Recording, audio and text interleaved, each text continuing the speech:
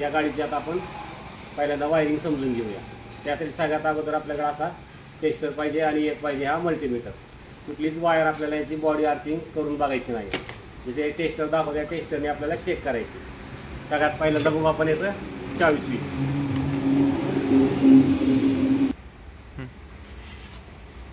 सगळ्यात पहिल्यांदा चेक करायचं आपल्याला ही वायर, रेडवरती ब्लॅक पट्टा. तर ही आलेली आहे आपल्या फ्यूज बॉक्समधून 20 अँपिअरचा जो फ्यूज आहे त्याच्यामधून. त्याला चेक करायचं आहे. हा टेस्टर आपल्याला ग्राउंड द्यायचा बॉडीला कुठं पण आणि चेक करायचं. तर याच्यामध्ये हा सप्लाय येणार आहे. ज्यावेळेस आपण 24 स्विच ऑन करणार आहे त्याच्यानंतर या वायरमधला सप्लाय येणार आहे या ब्लॅकवरती जो ब्ल्यू पट्टा आहे त्याच्यामध्ये. जसं की आपण हे स्विच ऑफ आहे, आता इथं याच्यामध्ये व्होल्टेज दिसणार नाही. हे 24 स्विच ऑन केलं त्याच्यामध्ये व्होल्टेज येणार आहे.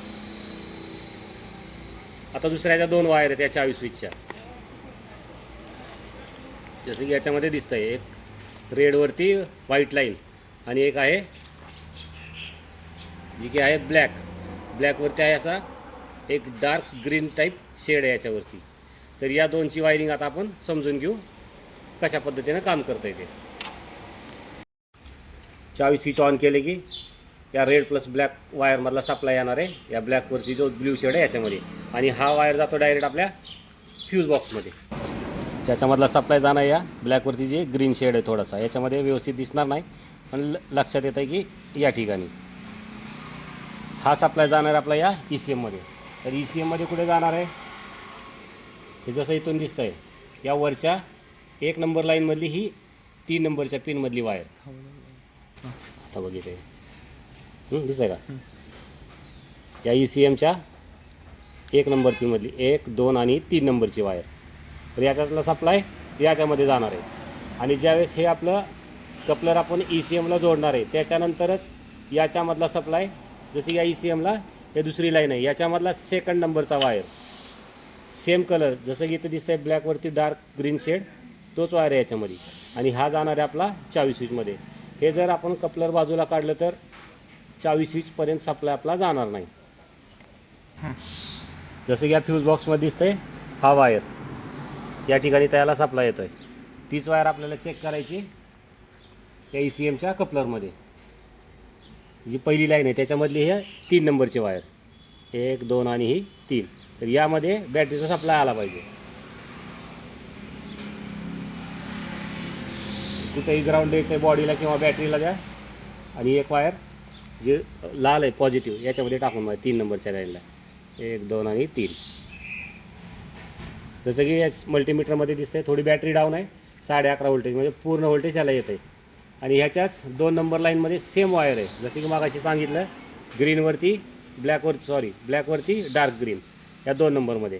तर याच्यामध्ये जर टाकलं तर इथं बिलकुल व्होल्टेज दाखवणार नाही.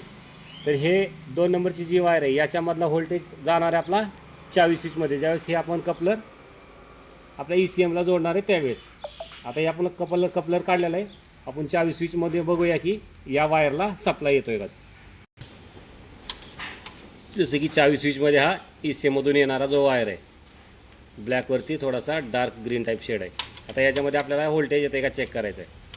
तर हे त्याच्यामध्ये व्होल्टेज दिसणार नाही जसं की त्या ठिकाणी दिसतं आहे. तिथं दाखव ECMचा कपलर. हे ECMचं कपलर आपण बाजूला काढलं आहे आणि नंतर आपण हे बाजूला काढल्यानंतर इथं आपण चेक करतो आहे की याच्यामध्ये 24 स्विचमध्ये सप्लाय येतो आहे का. इकडे घे. तर या ठिकाणी 24 स्विचमध्ये हा सप्लाय येणार नाही जोपर्यंत आपण ECMचं जे सॉकेट आहे ते लावणार नाही. बंट्या सॉकेट लावते तिकडे घे पलीकडे जोड बस सोड. जसं ते कपलर तिथं बसवलं या ठिकाणी आपण 24 स्विचमध्ये बघा इथं या वायरमध्ये सप्लाय जसं या व्होल्टेज याच्यामध्ये दिसतं आहे इथं सप्लाय येत आहे. सेम वायर आहे ब्लॅकवरती हा डार्क ग्रीन शेड फ्यूज बॉक्समधून ECMला आणि ECMमधून तीच वायर पण 2 नंबरच्या लाईनमधून 2 नंबर पिनमधून 24 स्विचमध्ये येते. जर ह्या आपल्याला जुन्या गाड्यासारखं जर आपण कुठं बायपास करायला गेलो या वायरला कुठं कट आहे समजून जर जोडायला गेलो तर आपला ECM शॉर्ट होणार आहे. याची वायरिंग पूर्ण अगोदर व्यवस्थित समजून घ्यायची नंतरच आपल्याला वायरिंग करायची गाडीची. जसं आपण ECMचं कपलर लावलं की आत्ता बघितलं आपण याच्यामध्ये हा सप्लाय येतो आहे. आणि या वायरमधला याच्या वायरच्या समोर जी 24 स्विचची वायर आहे ती आहे रेडवरती हा लाल पट्टा लक्षात ठेवायचा. समोरचा वायर वेगळा आहे, इकडचा वायर वेगळा आहे. आणि याच्यामधला सप्लाय जाणार आहे या ब्लॅक वायरमध्ये, जसं की या टेस्टरमध्ये दिसतं आहे. इथं व्होल्टेज येत आहे. आणि हा जो ब्लॅक वायर आहे हा आपला जाणार आहे डायरेक्ट फ्यूज बॉक्समध्ये, आणि फ्यूज बॉक्समधून ECM मध्ये. ये इकडे फ्यूज बॉक्सकडे.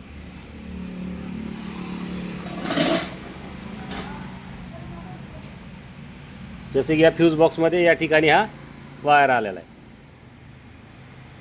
आला इथं व्होल्टेज, आणि हीच वायर आपली गेली आहे या ECM मध्ये. तर या ठिकाणी ब्लॅक वायर 2 ठिकाणी, जसे की पहिली लाईन आहे याच्यामधले ही 4 नंबर, जसं की दुसरी लाईन आहे ह्याच्यामधली 10 नंबर पिनमध्ये.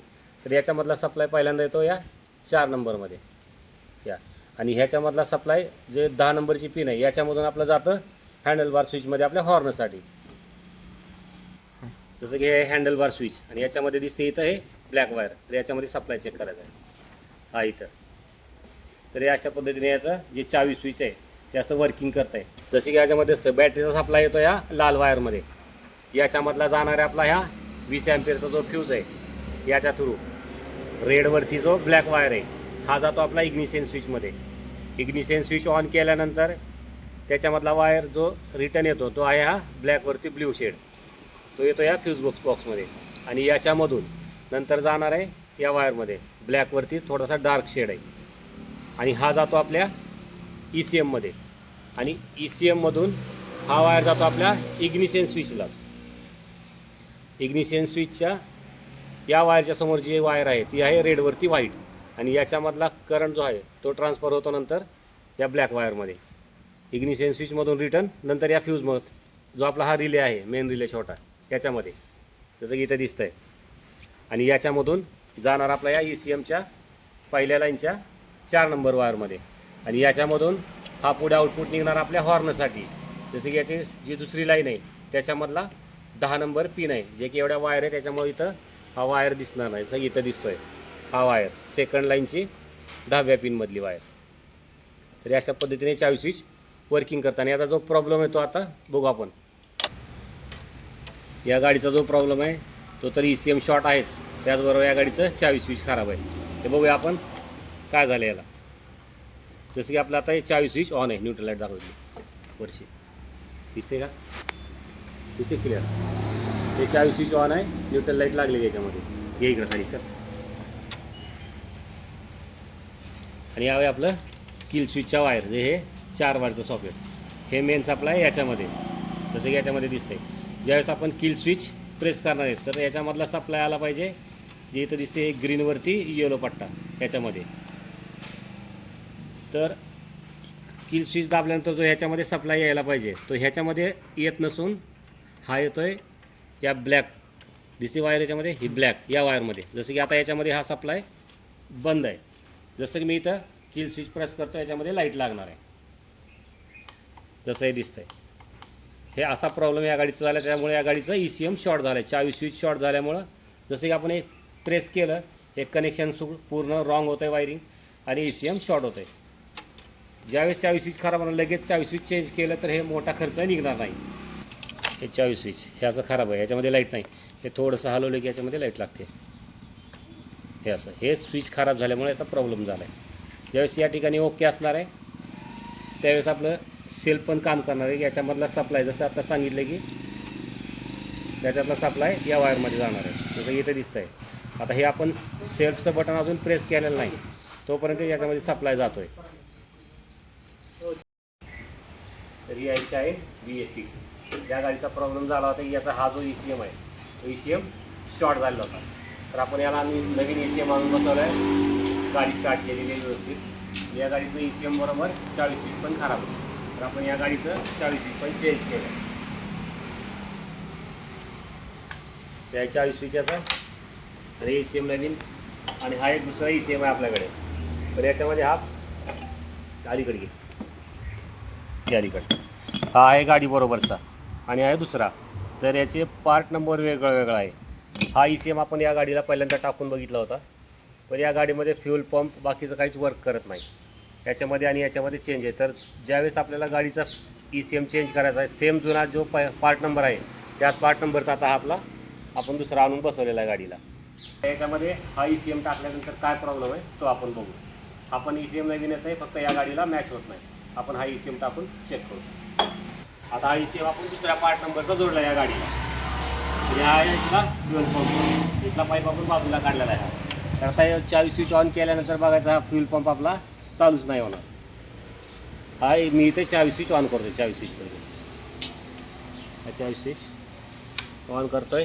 इथं पेट्रोल सप्लाय बिलकुल येणार नाही. हा मी एकदा इग्निशन बंद करतोय. इथंच ठेव, इथं दाखव. हा स्विच ऑन, सगळं वर्किंग होतं आहे, फक्त फ्युएल पंपला सप्लाय येत नाही, त्यामुळे आपला फ्युएल पंप चालू होत नाही. यामुळं आपल्याला ज्यावेळेस ECM चेंज करायचा आहे सेम पार्ट नंबर आणूनच बसवायचा आहे गाडीला. हा आपण जो पार्ट नंबर आहे तो सेम आता ECM जोडला याला. आणि आता इग्निशन स्विच ऑन केल्यानंतर याच्यामधून प्रेशर चेक करायचं लगेच येणार आहे. ते झालं ओके. हे लावून टाकू आपण, गाडी करू चालू.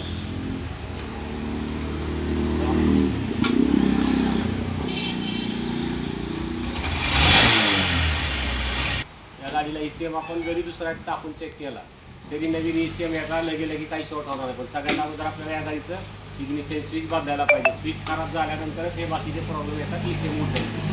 त्यासाठी सगळ्यात अगोदर इग्निशन स्विच बदलायचं आहे. आणि नंतरच आपल्याला हे दुसरा जरी असला पार्ट नंबर तरी आपल्याला टाकून जर चेक करायचं असेल तर लगे काय हा शॉर्ट नाही होणार. त्यात पहिल्यांदा पूर्ण वायरिंग अगोदर टेस्ट करून घ्यायची या गाडीची. वायरिंग कुठं कट असेल तर टेपिंग करून घ्यायच्या, नंतरच ECM नवीन जोडायचं आहे.